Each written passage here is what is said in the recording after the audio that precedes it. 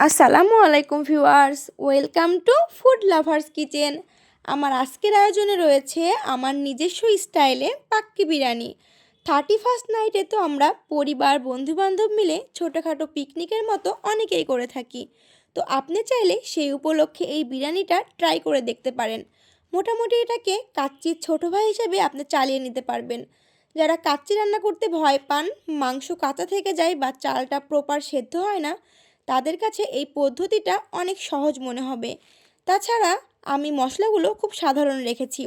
আশা করছি আপনাদের সবার খুব পছন্দ হবে। তাহলে চলুন শুরু করা যাক। কাচ্চির মতো পাক্কি বিরিয়ানি রান্নাতেও প্রধান তিনটি উপকরণ হচ্ছে মাংস, চাল আর আলু। রেশিওটা হচ্ছে আপনি যতটুকু চাল নেবেন তার ডাবল বা কিছুটা বেশি নিতে হবে মাংস, তার অর্ধেক পরিমাণ নিতে হবে আলু। আমি এখানে 1.5 কেজি পরিমাণ মাংস নিয়েছি। এখন মাংসটাকে আমি 1/4 কাপ টক দই এবং 1 চা চামচ লবণ দিয়ে মেখে নিচ্ছি। আপনি যদি মাংসটাকে টক দই বা টক দই না থাকলে দুধের মধ্যে ভিনেগার অথবা লেবু মিক্স করে বাটার মিল্ক তৈরি করে মাংসটাকে মেখে রাখেন, সেক্ষেত্রে মাংসটা ভেতর থেকে নরম এবং জুসি হয়ে থাকে।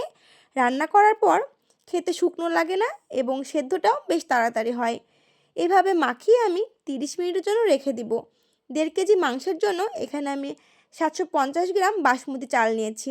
আপনারা চাইলে বাসমতি চালের পরিবর্তে চিনি গুঁড়া চাল অর্থাৎ পোলাওয়ের চাল ব্যবহার করতে পারেন।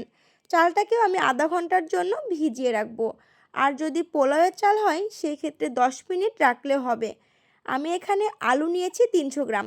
আলুটাকে সামান্য ফুড কালার দিয়ে মেখে নিচ্ছি।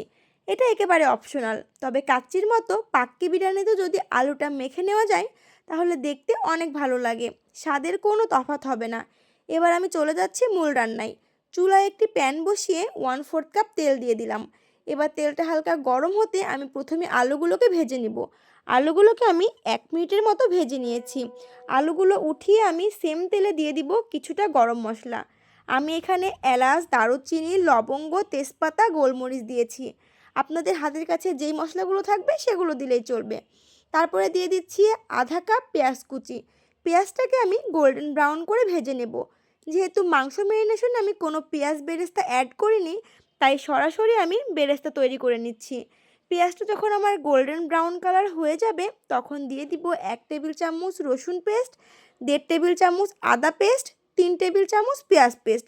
প্রথমে এই বেরেস্তার সঙ্গে মশলাগুলোকে আমি কিছুক্ষণ ভেজে নেব। এবার আমি এখানে গুঁড়ো মশলা অ্যাড করব। দিয়ে দিচ্ছি 1 চামচ জিরার গুঁড়ো, হাফ চামচ ধনিয়ার গুঁড়ো, 1.5 চামচ লাল মরিচের গুঁড়ো, 2 টেবিল চামচ বিরিয়ানি মশলা এবং স্বাদ মতো লবণ। এবার এই মশলাটাকে আমি খুব ভালোভাবে কষিয়ে নেব। মশলাটা যখন আমার খুব ভালোভাবে কষানো হয়ে যাবে এবং তেলটা ছেড়ে আসবে, এ পর্যায়ে আমি মেরিনেট করে রাখা মাংসটা দিয়ে দিব। এবার মাংসের সাথে মশলাটাকে আমি খুব সময় নিয়ে ভালোভাবে কষিয়ে নেব। এ পর্যায়ে চুলার ফ্লেম একদম মিডিয়ামে মাঝামাঝি রেখে দিব। অল্প আঁচে মাংসটাকে ঢেকে রান্না করলে মাংস দিয়ে অনেক পানি বের হয় এবং সেই পানি দিয়ে মাংসটা সেদ্ধ হয়। তাহলে এক্সট্রা আমার আর পানি দেওয়ার প্রয়োজন হবে না। মাংসটা 70% সেদ্ধ হয়ে গেলে আমি আগে থেকে ভেজে রাখা আলু দিয়ে দিব। এখন এটাকে আমি 10 মিনিট রান্না করে নেব। 10 মিনিট পর আমার আলু এবং মাংস 90%-এর মতো সেদ্ধ হয়ে গেছে। এখানে আমি কোনো পানি ইউজ করিনি। মাংস থেকে যে পানিটা বের হয়েছে সেটা দিয়ে আমার মাংসটা সেদ্ধ হয়ে গেছে। আপনাদের পানির প্রয়োজন হলে কিছুটা গরম পানি এখানে অ্যাড করতে পারেন। এবার আমি চালটা রান্না করার জন্য একটি প্যানে দিয়ে দিয়েছি পরিমাণ মতো পানি। এখানে যতটুকু চাল তার 3 ভাগ পানি দিতে হবে। পানিটা ফুটে উঠলে আমি দিয়ে দিব 1 চা চামচ শাহি জিরা এবং পরিমাণ মতো লবণ। তারপর আমি আগে থেকে যে চালটা ভিজিয়ে রেখেছিলাম সেটা পানি ঝরিয়ে ফুটন্ত পানির মধ্যে দিয়ে দিব। এবার এটাকে আমি ঘড়ি ধরে 5.5 মিনিটের মতো রান্না করে নেব, অর্থাৎ 80%-এর মতো সেদ্ধ করে নেব। কাচ্চি বিরিয়ানির ক্ষেত্রে 4.5 মিনিট রান্না করলে হয়, কিন্তু পাক্কি বিরিয়ানির ক্ষেত্রে কিছুটা বেশি পরিমাণ চালটাকে সেদ্ধ করে নিতে হয়। এবার আমি যেই চালটাকে সেদ্ধ করে দিয়ে নিয়েছি সেটাকে ঝটপট পানি ঝরিয়ে এই মাংসের মধ্যে দিয়ে দিব।